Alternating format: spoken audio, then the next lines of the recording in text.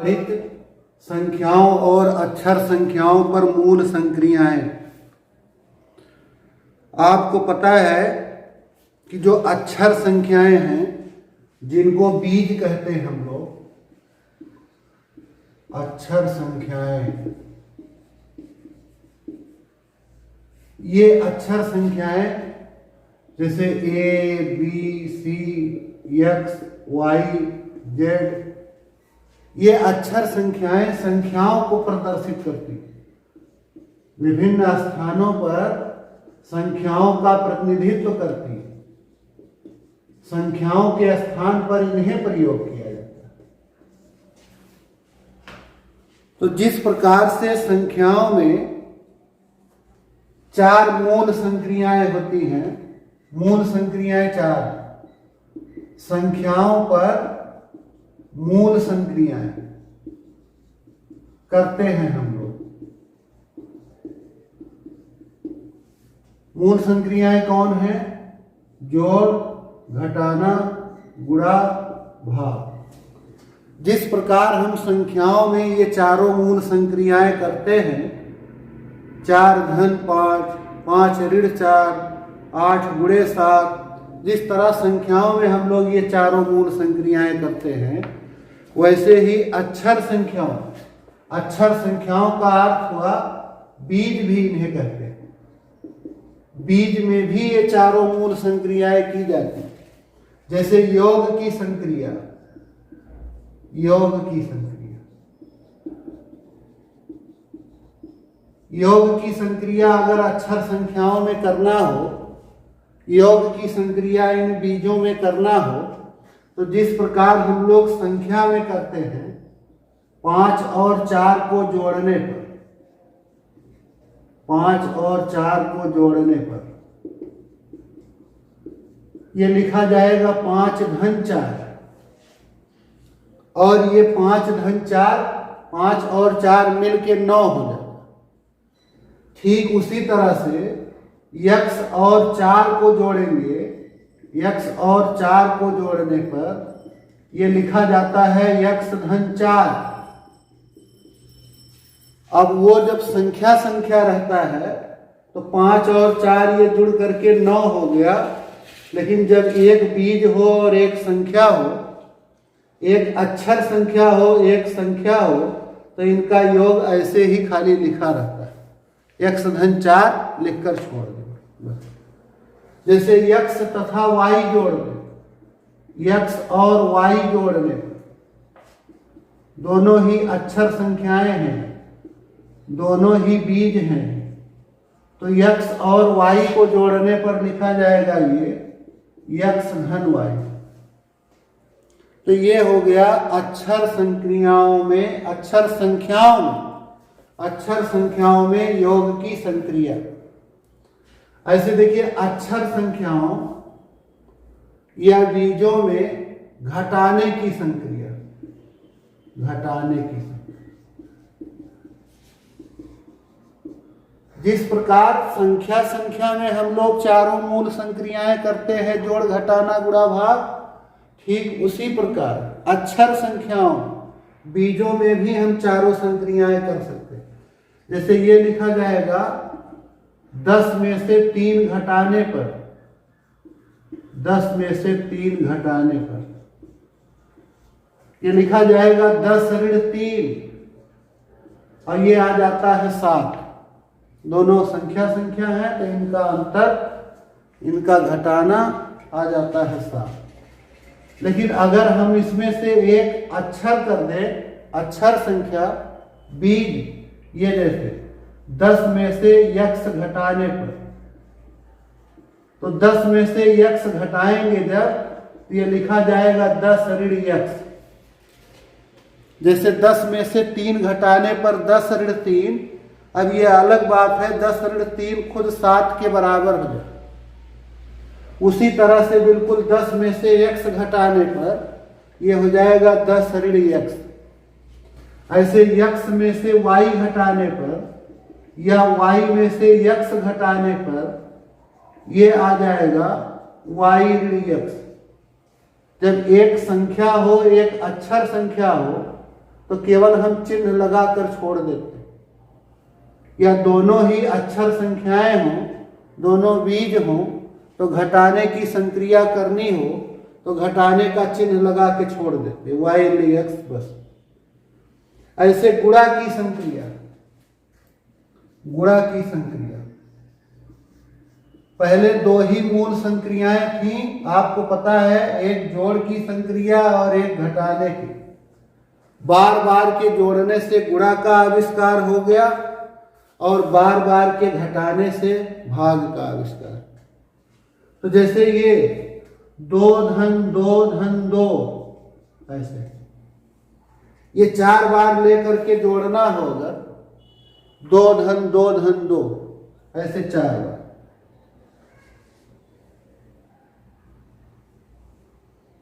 ऐसे कर दे कि 4 बार लेंगे तो ये बन जाता है 4 गुणे 2।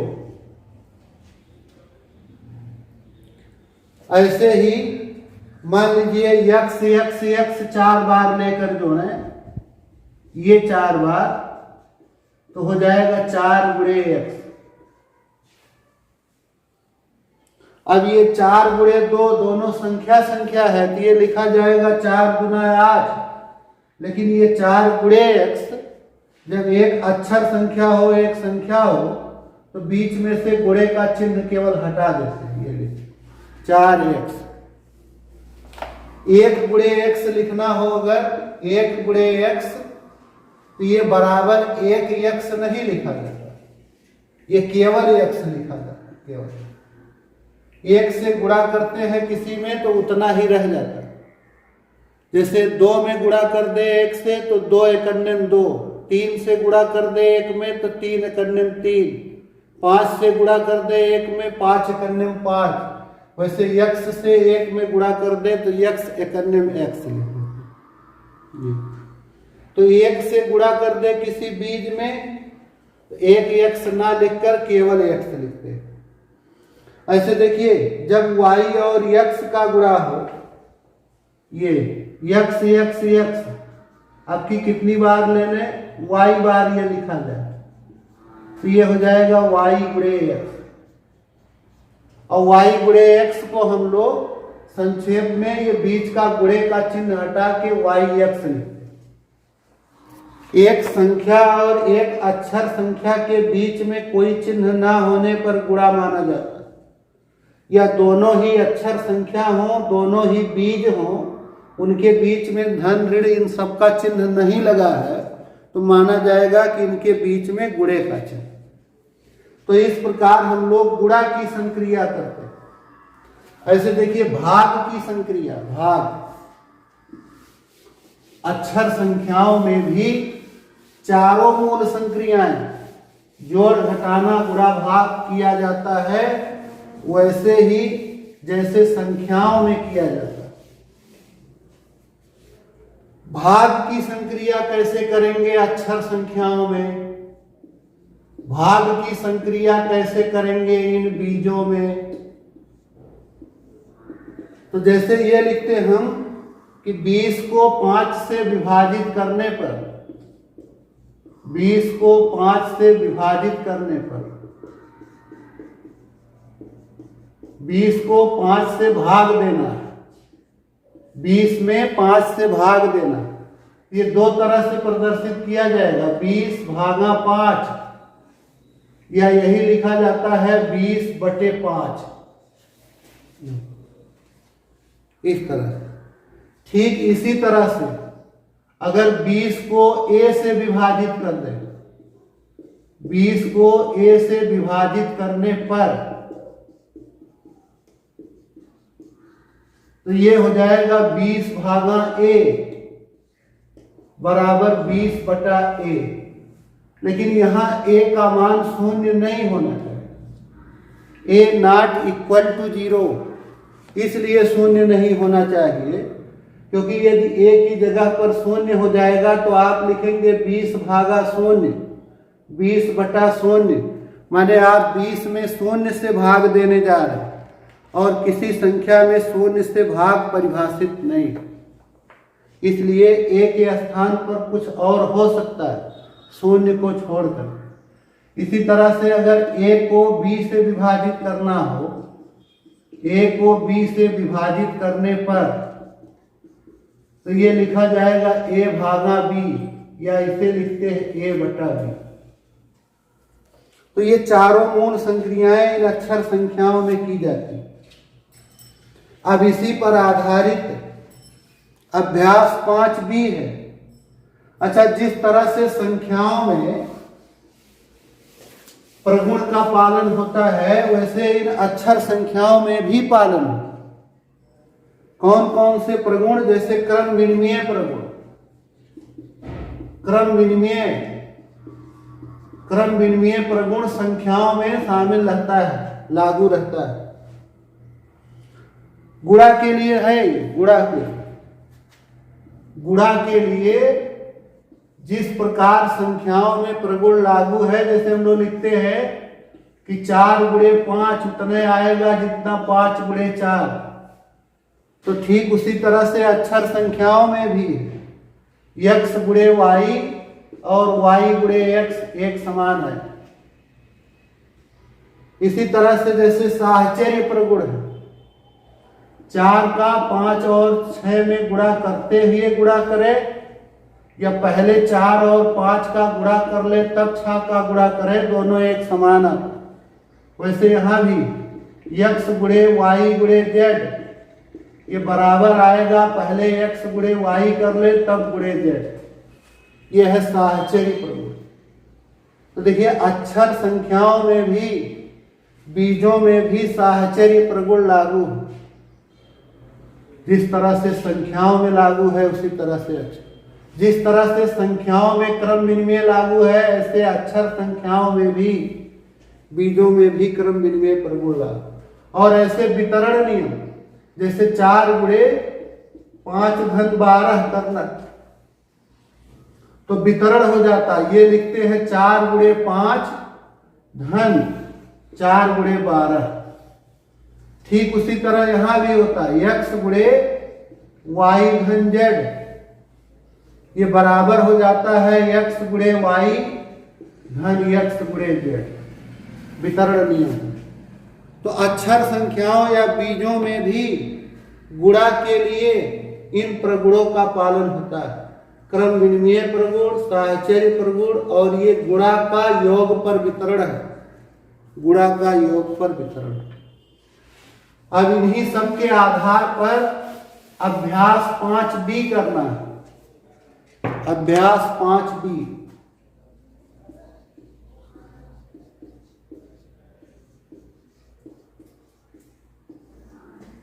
पहला सवाल, निम्नलिखित को बीज गणितीय रूप में लिखिए। तो 6 और x का योगफल, इन दोनों का जोड़ लिखना है। ये बराबर हो जाएगा 6 धन x। x में से 7 घटाने पर शेष, 7 घटाने पर शेष, ये हो गया x ऋण 7। जैसे कह दें कि 12 में से 4 घटाने पर शेष, तो 12 ऋण 4 करेंगे आएगा 8 शेष बचे।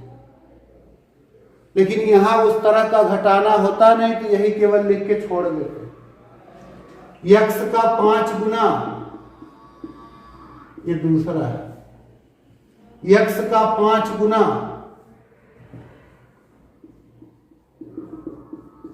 x का 5 गुना, ये हो गया 5 गुणे x, और लिखा जाएगा 5x। चौथा है x का 1/3, x का 1/3। जैसे कहा जाए 100 का 1/3, 1/3 गुणे 100, 15 का 1/3, तो 1/3 गुणे 15। वैसे x का 1/3, 1/3 गुणे x, 1/3x, या 1 का गुणा x में हो जाएगा x, और हर में हो गया 3, ऐसे भी लिख सकते। दूसरा है, निम्नलिखित कथनों को संख्याओं, बीजों तथा मूल संक्रियाओं के चिन्हों की सहायता से व्यक्त कीजिए। लिखे गए वाक्य को संख्या के प्रयोग से, अक्षर संख्या के प्रयोग से, माने बीज के प्रयोग से, और जो मूल संक्रियाएं हैं जोड़ घटाना गुणा भाग, उनके चिन्ह की सहायता से व्यक्त करना। तो पहला लिखा है कि वृत्त का व्यास उसकी त्रिज्या का दूना होता है। वृत्त का व्यास त्रिज्या का दूना, वृत्त का व्यास बराबर 2 गुणे त्रिज्या। वृत्त का व्यास त्रिज्या का दूना होता है, वृत्त का व्यास त्रिज्या का 2 गुना होता है, वृत्त का व्यास त्रिज्या का 2 गुणा होता है। त्रिज्या का 2 गुणा कर दो तो वो बनेगा व्यास। इसको हम लोग ऐसे भी लिख सकते हैं, d बराबर 2 गुणे r, या d बराबर 2r, 2 और r का गुणा 2r। अब इसमें लेकिन d क्या है बताना पड़ेगा, जहां d वृत्त का व्यास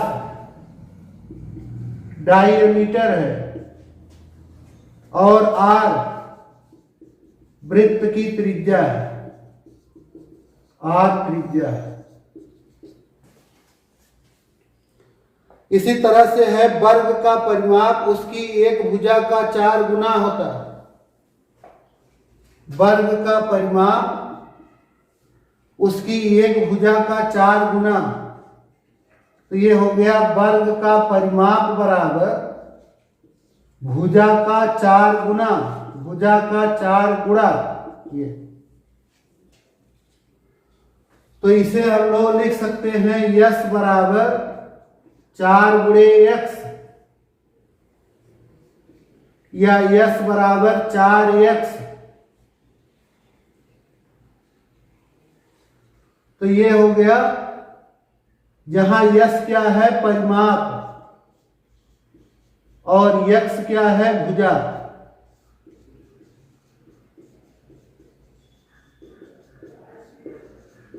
ये संकेत ले लिया गया परिमाप के लिए यस और भुजा के लिए।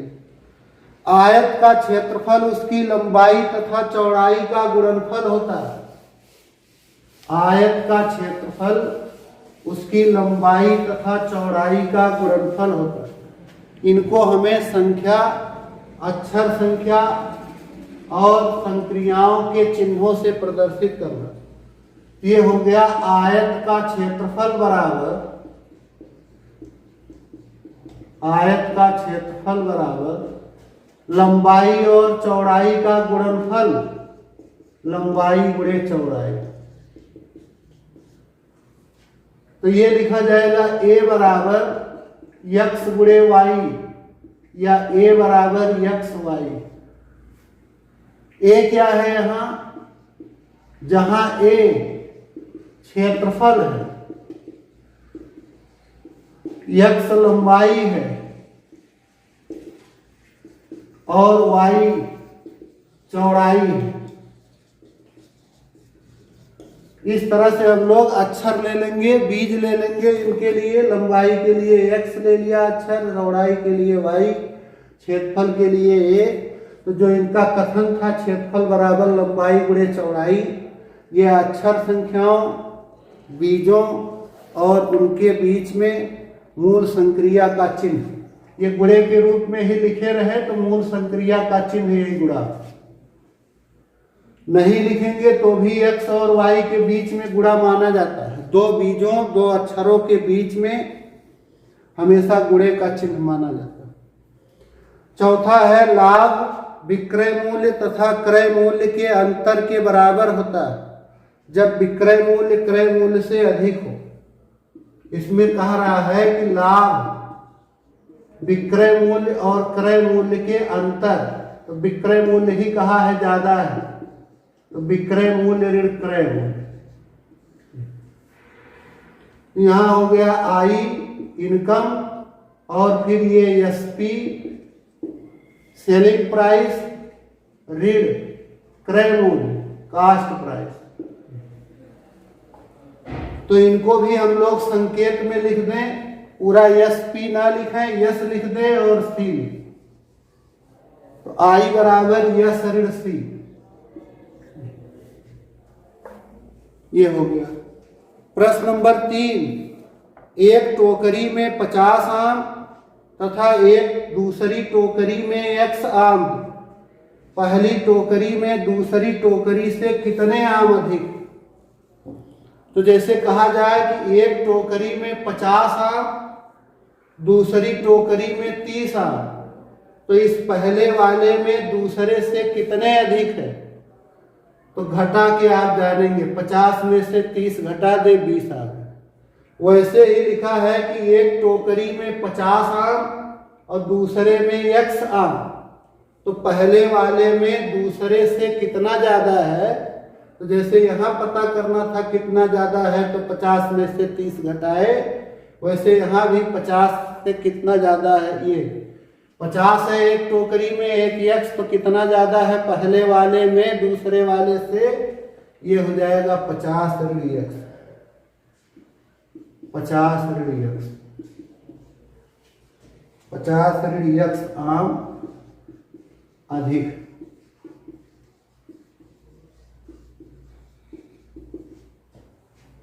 बी वाला है, एक विद्यालय में 100 छात्र, जिनमें से x छात्र अनुपस्थित हो गए, तो उपस्थित छात्रों की संख्या।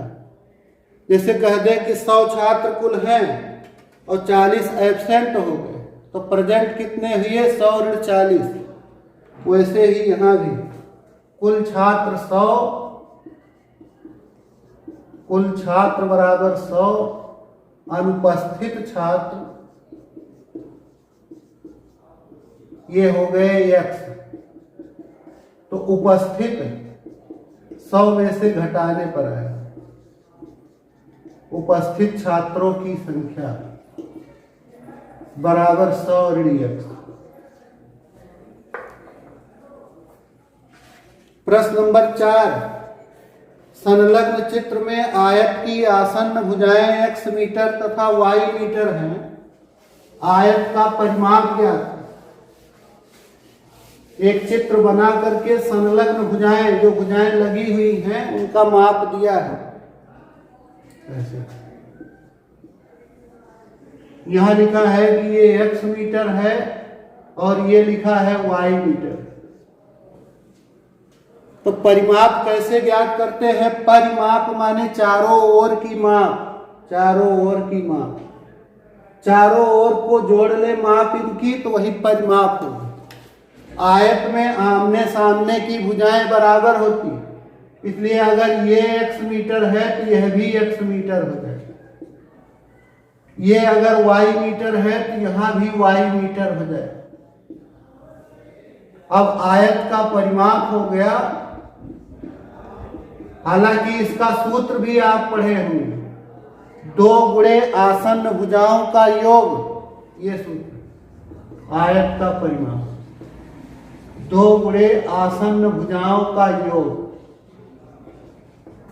सीधे सूत्र में भी रख सकते हैं, अन्यथा आप ऐसे चारों ओर जोड़ ले, x metre, y metre, x metre, y metre. तो ये x जुड़ करके 2x मीटर, y जुड़ के 2y मीटर, सजातीय ही जुड़ते हैं। अब इसमें भी 2 कॉमन लेके लिख सकते हैं, 2x घन y मीटर, ये परिमाप। 5वां है, एक गुब्बारे का मूल्य x पैसे। ऐसे ही 12 गुब्बारों का मूल्य बताओ।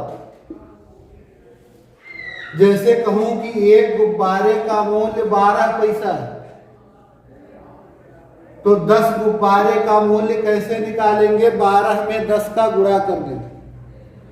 वैसे यहां भी है, एक गुब्बारे का मूल्य x पैसा है, एक गुब्बारे का मूल्य x पैसे, इसलिए 12 गुब्बारों का मूल्य गुणा करने पर पता चलेगा। 12 गुब्बारों का मूल्य बराबर हो गया 12 गुणे x पैसे। और ये 12 गुणे x एक संख्या है, एक अक्षर संख्या, ये हो गया 12x 65। छठवां है कि कक्षा में x विद्यार्थी हैं जिनमें 1/3 बालिकाएं हैं, तो कक्षा में कितनी बालिकाएं? x है कुल, उसका 1/3 है बालिकाएं। जैसे कह दे कि कुल 20 हैं, उसका 1/3 बालिकाएं हैं, तो 20 का 1/3 निकालें। तो ठीक उसी तरह से कुल x बालिकाएं हैं, नहीं, x विद्यार्थी हैं, 1/4 बालिकाएं हैं, तो कितनी बालिकाएं? बालिकाओं की संख्या ये कुल का 1/4 है, कुल विद्यार्थी। तो यहां हो गया 1/4 गुणे x, 1/4 x। सातवां, संलग्न चित्र में एक वर्ग की भुजा a सेंटीमीटर, वर्ग का परिमाप लिखिए। जैसे ये आयत वाला है वैसे ही ये वर्ग वाला। वर्ग की चारों भुजाएं बराबर होती, ऐसे a centimetre, a centimetre, a centimetre, सब a centimetre, a centimetre, a centimetre.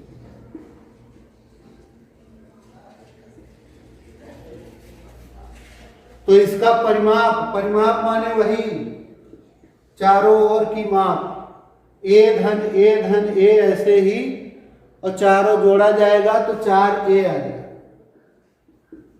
वर्ग की परिमाप हो गई a सेंटीमीटर धन a सेंटीमीटर धन a सेंटीमीटर धन a सेंटीमीटर।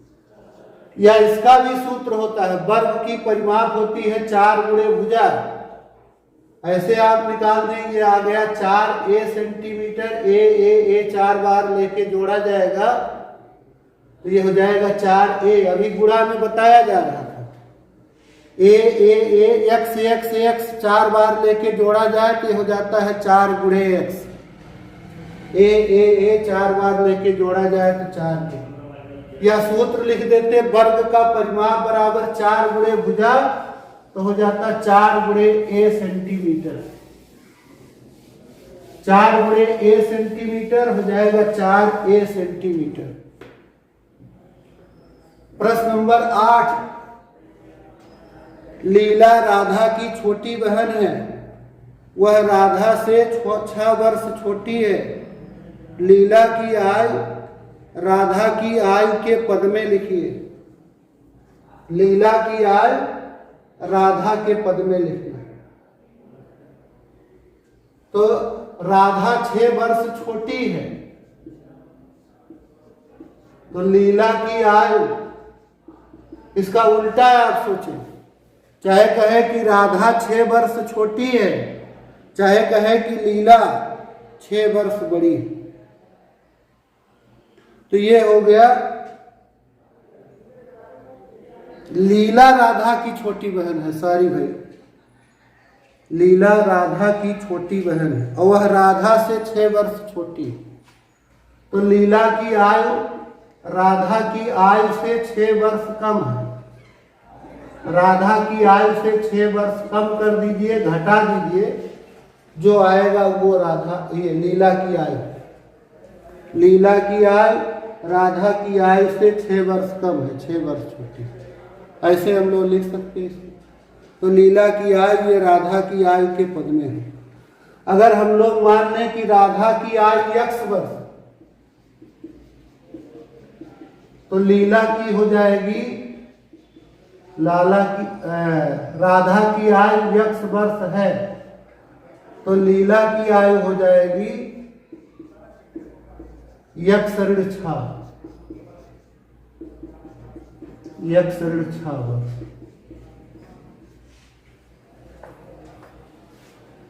अंतिम सवाल है, मां ने घर में 16 लड्डू बनाए, कुछ लड्डू मेहमानों और परिवार के सदस्यों को दिए, बचे लड्डुओं की संख्या क्या? कुछ लड्डू, यहां हम लोग मान लेंगे x, माना मेहमानों और परिवार को मेहमानों और परिवार के सदस्यों को दिए गए लड्डुओं की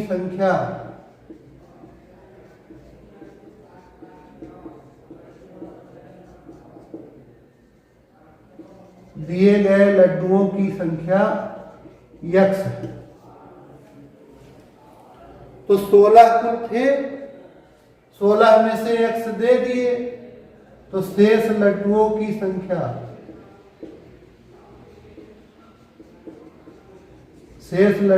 संख्या कैसे पता चलेगी? जितना कुल थे उसमें से इसे x कम कर, यही हो गया शेष लड्डुओं की संख्या।